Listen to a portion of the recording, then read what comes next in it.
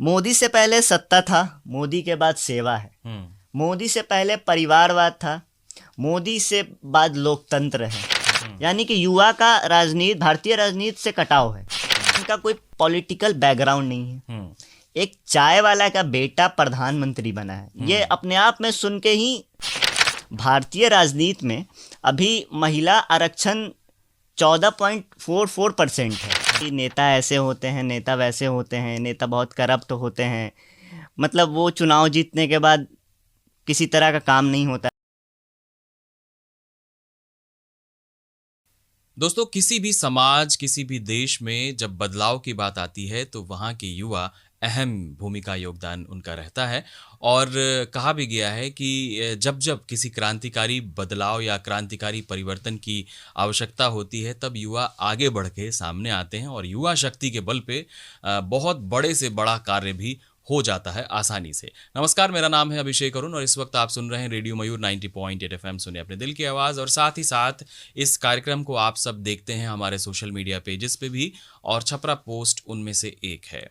और जैसा कि आप सभी को पता है कि रेडियो मयूर के स्टूडियो में हम लगातार किसी न किसी व्यक्ति विशेष को यहाँ पे बुलाते हैं और उनसे उनकी कहानी को सुनते हैं, जानते हैं कि वो किस क्षेत्र में क्या कुछ नया कर रहे हैं, क्या कुछ पॉजिटिव कर रहे हैं, क्या कुछ उनकी कहानी से हम आम इंसानों को भी बहुत सारा मोटिवेशन मिल सकता है। जो हमें सुनते हैं, देखते हैं, सभी श्रोताओं और दर्शकों को हमारे अतिथियों की कहानी से बहुत कुछ जानने समझने को मिलता है, जिनसे वो प्रेरित हो सकते हैं।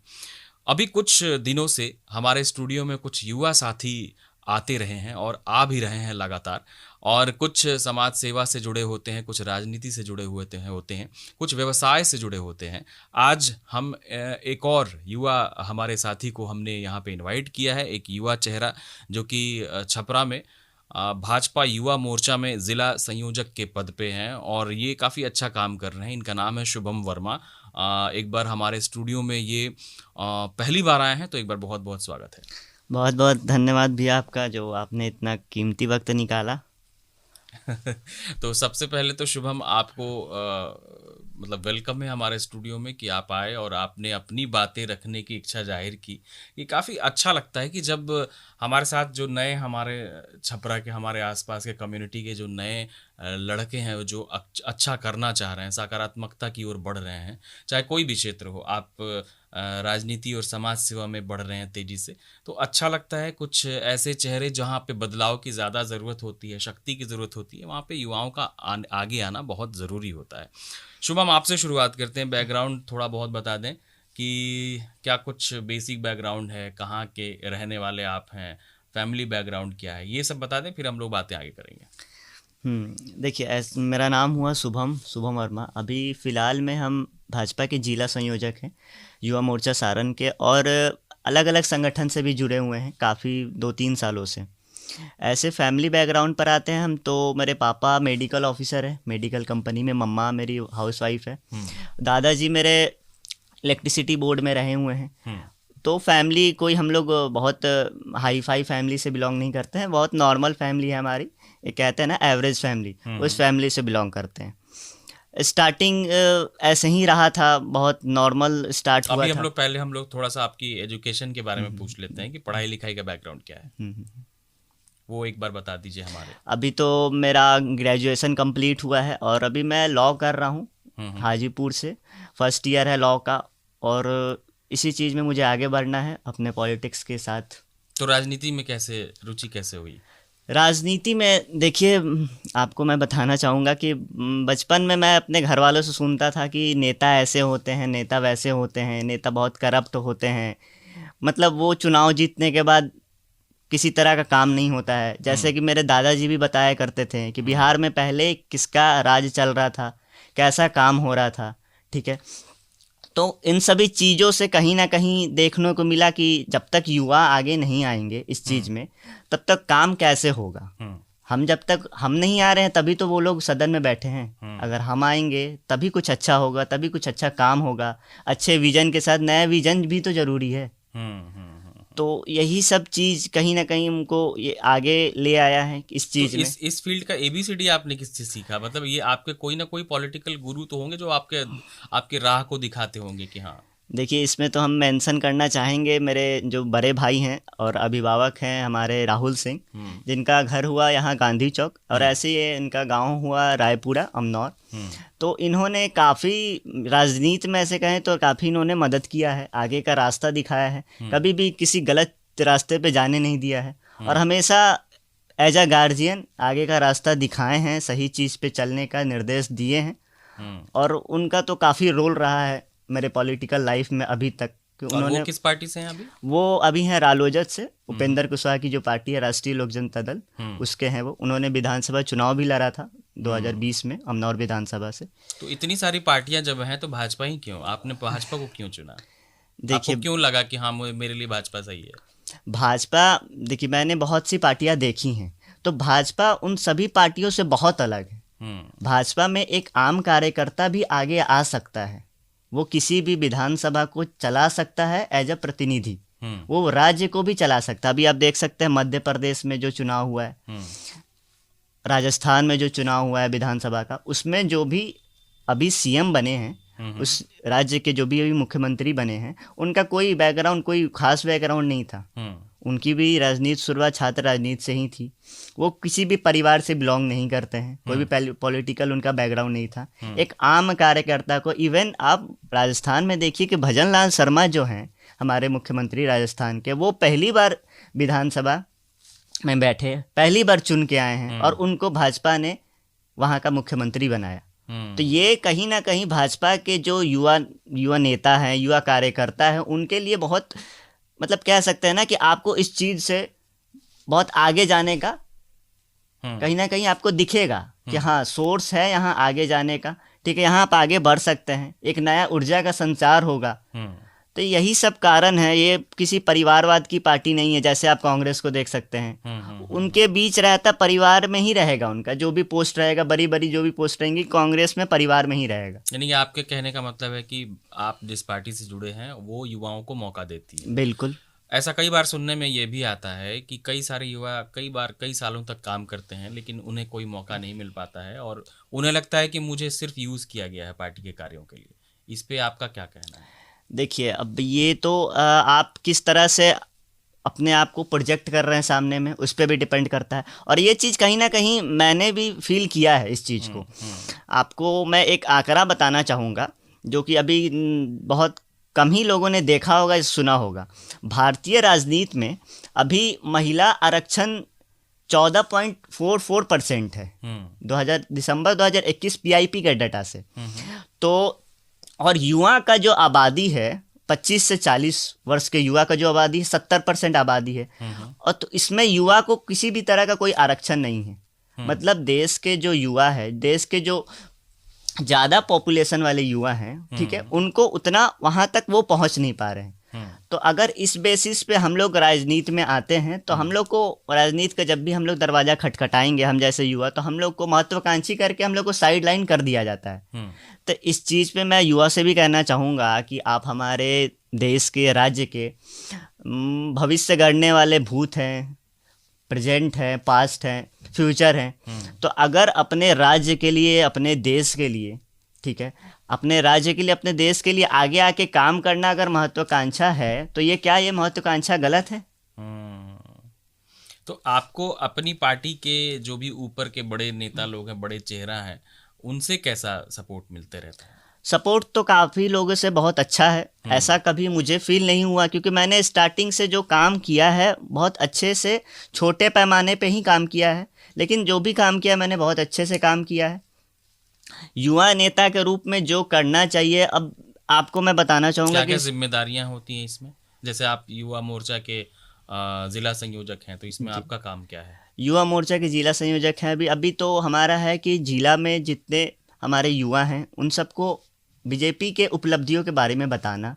हमारे यशस्वी प्रधानमंत्री नरेंद्र मोदी ने कितना कुछ किया है युवाओं के लिए, तो उन चीज़ों को बताना, पार्टियों से युवा को जोड़ के रखना, और भी बहुत सी चीज़ें हैं जो भी ग्राउंड स्टेट पे काम हो रहा है, ग्राउंड लेवल पे जो भी काम हो रहा है, उस चीज़ों को लोगों तक पहुंचाना। अच्छा शुभम, एक चीज़ और बताइए कि जब यूथ जुड़ते हैं नए नए पार्टी में, चाहे युवा मोर्चा में, तो क्या कोई ऐसा मास्टर क्लास ट्रेनिंग की व्यवस्था होती है क्या, जिसमें कि युवाओं को एक साथ जोड़ के कुछ सेशंस उन्हें दिया जाए ताकि क्लियरिटी हो उनके मन में क्या कुछ हो, या फिर कोई मोटिवेशनल सेशन भी होता है पार्टी की तरफ से इस तरीके का कुछ? नहीं नहीं, ऐसा तो आज तक हुआ नहीं है, और हम्म। भले शायद मैंने कभी देखा ना हो, लेकिन जब से मैं राजनीति में हूँ ऐसा किसी भी पार्टी में मैंने नहीं देखा है। इसकी जरूरत महसूस होती है? बिल्कुल होती है, क्योंकि मान लीजिए आपके साथ 100 युवा जुड़े हैं हम्म। और उन्हें आप मोटिवेट करते हैं जिस तरीके से, वो आपका अपना तरीका है। क्या कोई ऐसा आप नहीं चाहते हैं कि कोई ऐसी कैपेसिटी बिल्डिंग ट्रेनिंग जिसको कहते हैं हमारी भाषा में, उस तरीके से हम, जैसे आप अपने विंग से जुड़े हैं तो आप एक ऐसी ट्रेनिंग वर्कशॉप अपने यूथ विंग के लिए करें जिसमें पार्टी की जगह पे उनको बिठा के उनको एक प्रॉपर ट्रेनिंग दिया जाए, कुछ घंटों का वर्कशॉप दिया जाए। ऐसा करने से भी बहुत सारे फायदे हो सकते हैं। इस पे क्या कहेंगे? इस पे हम यही कहना चाहेंगे कि देखिए, आप देख रहे होंगे ना कि हमारे देश में बहुत सारे आयोग हैं। दलित आयोग है, महिला आयोग है, पिछड़ा आयोग, अति पिछड़ा आयोग है, लेकिन कोई युवा आयोग नहीं। इसका मतलब यही है कि हम युवा क्या सोच रहे हैं, हम युवा क्या चाह रहे हैं आने वाले भविष्य में, ये सरकार तक नहीं पहुंच पा रहा। इसके लिए आयोग होना चाहिए, क्योंकि हम जो सोच रहे हैं वो उस सरकार नहीं सोच पा रही, उस चीज हमारा सोच वहां तक नहीं पहुंच पा रहा है। इसका मतलब उस राजनीति से भी हमारा कटाव है, आने वाले जो भी भविष्य में अच्छे काम होने वाले उससे भी हमारा कटाव है। यानी कि युवा का राजनीति, भारतीय राजनीति से कटाव है। तो इसके लिए एक युवा आयोग बहुत जरूरी है, और प्रॉपर ऑर्गेनाइज्ड वे में जरूरी है, ताकि जो भी नए साथी आपसे जुड़े उनको लगे कि मेरा विजन क्या है, जो विजन आपका है उनका भी विजन वही होना चाहिए। इस तरीके से एक फॉर्मेट डेवलप हो। उम्मीद करते हैं कि आपके माध्यम से बहुत सारी चीजें, नई चीजें आएंगी।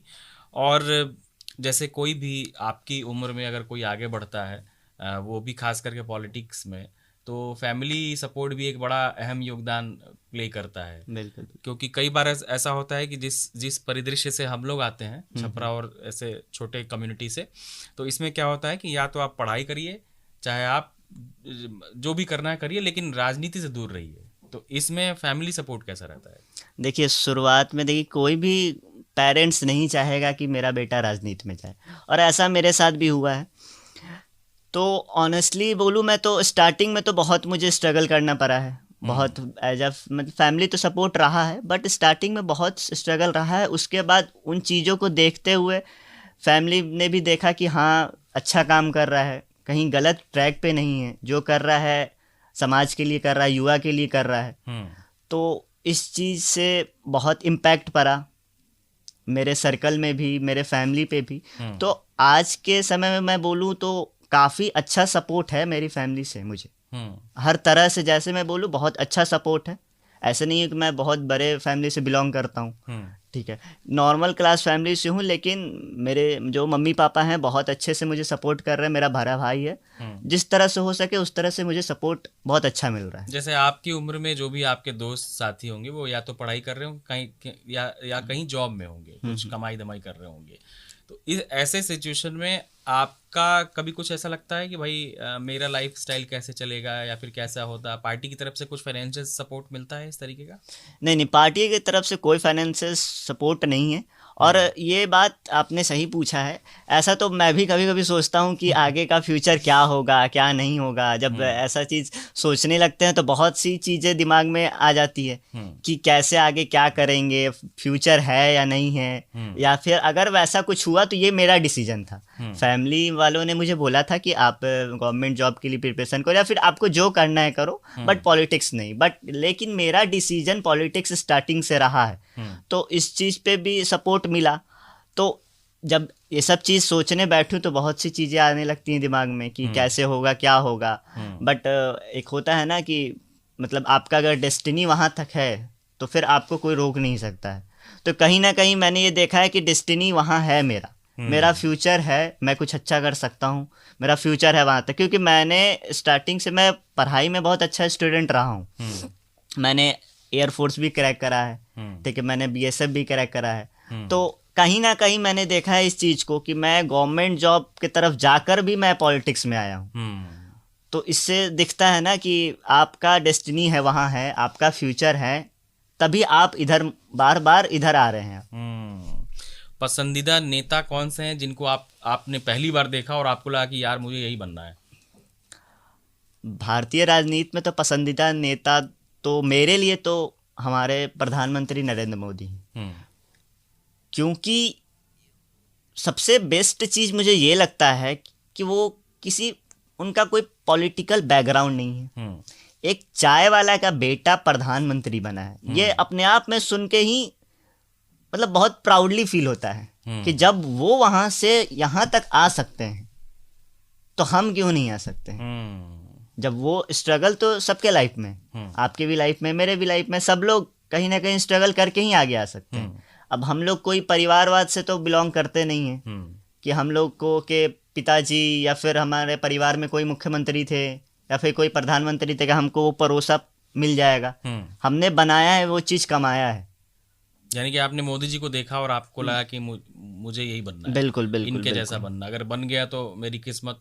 लेकिन हाँ, सबसे बड़ी बात है छपरा कि जब कोई युवा साथी अपना सब कुछ दांव पे लगा के ऐसे क्षेत्र की तरफ बढ़ता है जहाँ पे असीम असंभावनाएं भी हैं। संभावनाएं तो लोग कहते ही हैं कि यहाँ पे जाइए आपको असीम संभावनाएं, लेकिन यही एक ऐसा क्षेत्र मुझे लगता है जहाँ पे असंभावनाएं भी बहुत सारी हैं। तो उसमें एक अडिग रहना और अपने डिसीजन पे बिल्कुल बने रहना, ये बहुत बड़ी बात होती है।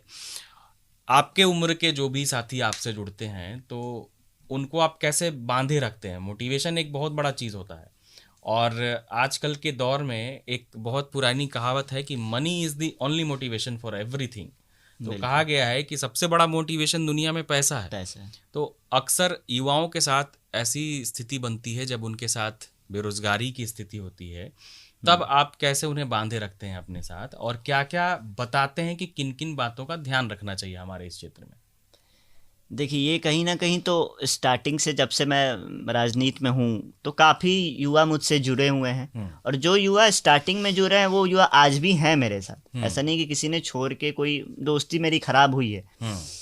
तो उन लोगों को बांध के रखना बहुत मुश्किल होता है, क्योंकि पॉलिटिक्स, भारतीय राजनीति में क्या है कि आपको इतनी जल्दी सफलता मिलने वाली है नहीं। आपको बहुत, अगर आप युवा नेता हैं, अगर आपके फैमिली बैकग्राउंड नॉर्मल है तो आपको बहुत संघर्ष करना पड़ेगा।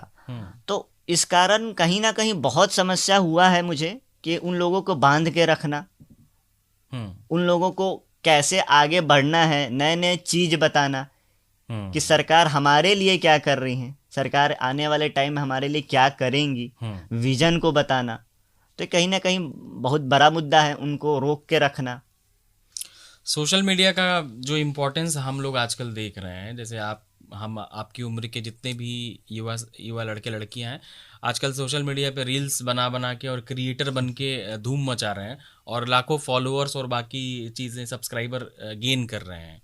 तो आप सोशल मीडिया के वैल्यू को कैसे देखते हैं और इसका उपयोग कैसे करते हैं? देखिए, सोशल मीडिया तो आज के डेट में सबसे बड़ा प्लेटफॉर्म है आपको अपने चीज़ को सामने लाने का। अगर आपके अंदर कोई हुनर है तो इसका जरिया ये नहीं होना चाहिए कि आप रील्स बना के अपने आप को सामने ला रहे हैं। आप कुछ अच्छा भी कर सकते हैं अपने लोगों के लिए, अपने समाज के लिए, अपने राज्य के लिए, अपने देश के लिए। तो आप वैसा कीजिए जिससे लोग कुछ सीखें, लोग को अच्छा लगे कि हाँ, ये इंसान अच्छा कर रहा है, इससे सीखना चाहिए। तो मैं तो ये कहीं किसी भी एंगल से नहीं मानूंगा कि ये रील्स बना के, क्रिएटर बन के जो भी आज के डेट में युवा कर रहे हैं वो सही है। खुद को आप देखिए कि आप क्या अच्छा कर सकते हैं खुद के लिए, खुद के परिवार के लिए, अपने भविष्य के लिए, अपने देश के भविष्य के लिए। उसके लिए कुछ अच्छा कीजिएगा तो आपको खुद में प्राउड फील होगा और आने वाले युवा पीढ़ी, आने वाले आपके जनरेशन आपसे सीखेंगे। अक्सर हम लोग बातें करते हैं समाज सेवा और राजनीति बड़ा एक दूसरे का पर्याय है। कुछ लोग कहते हैं कि हम समाज सेवा राजनीति के लिए करते हैं, कुछ लोग ये कहते हैं कि राजनीति जब मेरे हाथ में आ जाएगी तो मैं समाज सेवा थोड़ा बहुत कर दूंगा। तो इसमें आप कैसे देखते हैं, समाज सेवा के लिए राजनीति या राजनीति में आके थोड़ा बहुत समाज सेवा? देखिए, दोनों चीज़ तो मेरे लिए अलग है। मैंने स्टार्टिंग से पॉलिटिक्स जब करा है, उसके पहले मैंने बहुत समाज सेवा किया है। जब 2020 में लोग जब घर में सो रहे थे कोविड में, जब पहली बार कोविड आया था, तो उस समय जब लोग घर में सो रहे थे, स्थानीय नेता यहाँ सो रहे थे जब घर में, उन्हें कोई मतलब नहीं था लोगों से कि लोग किस तरह से परेशान हैं। तो उस समय में हमने अपना फाइनेंशियल किसी कोई पार्टी का किसी तरह का कोई सपोर्ट नहीं था। काफ़ी लोगों को बाहर से छपरा बुलवाया, काफ़ी लोगों को ऑक्सीजन दिलवाया, और उसके बाद कुछ ही महीनों बाद जो हमारे बिहार में है परंपरागत कि हर साल बाढ़ आना है, तो बाढ़ में भी हमने काफ़ी लोगों को वो सुविधा उपलब्ध कराई है जो उनके पास नहीं थी। जैसे बहुत लोग बाढ़ में फंसे थे, उन लोगों को उनके घर तक पहुंचाना, बहुत लोगों को राशन की ज़रूरत थी जो उनके पास अवेलेबल नहीं था उस समय। तो ये सब काम मैंने राजनीति के पहले किया है, और मेरा कहीं से ऐसा कोई मोटिव नहीं था कि मैं ये काम राजनीति के लिए कर रहा हूँ या फिर राजनीति में जाने के लिए कर रहा हूँ। मतलब आपका ध्येय था कि पहले लोगों की मदद करना। जी बिल्कुल। आगे अभी आपकी पढ़ाई लिखाई जारी होगी? जी, अभी क्या चल रहा है पढ़ाई में? अभी लॉ कर रहे हैं हम, फर्स्ट ईयर है मेरा लॉ का, ग्रेजुएशन मैंने अभी रिसेंट कंप्लीट किया है, लॉ कर रहा हूँ मैं हाजीपुर से। और उसके बाद आगे के प्लान्स कि लॉ करके आपको प्रैक्टिस में आना है या फिर इसी पॉलिटिकल करियर में आगे? लॉ करके मुझे पॉलिटिकल में ही आना है, और मेरा अपना एक अलग विजन मैंने बनाया है, उस विजन पे मुझे काम करना है। भले पार्टी सपोर्ट करे ना करे वो अलग बात है और वो बात की बात है। मेरा जो विजन है मैं किसी के लिए उसको चेंज नहीं कर सकता हूँ, क्योंकि मेरे जो लोग हैं उन लोगों को मुझसे उम्मीदें हैं, तो मुझे उन लोगों के उम्मीदों पे खरा उतरना है। अगर मैं भी बहुत लोगों की तरह या फिर बहुत नेता की तरह अगर उस चीज़ पे खरा नहीं उतरूंगा तो फिर युवा में और उन लोगों में क्या डिफरेंस रहेगा। तो ये आपके विज़न और प्लान्स हैं जो आप लेके आगे बढ़ना चाहते हैं। और छपरा, आपने भी पूरी बात को सुनी होगी और आपको भी लगा होगा कि ये जो भी डिसीजन हम लोग लेते हैं अपने जीवन में उसका प्रभाव बहुत सारे लोगों पे पड़ता है। और ख़ास करके बात जब राजनीति की होती है या फिर अपने करियर को आगे लेके जाने की बात होती है तो फिर वहाँ पे कदम जो है वो बड़ा संभल के उठाना पड़ता है। आखिरी पड़ाव पे हैं एपिसोड के, आप कुछ और कहना चाहेंगे?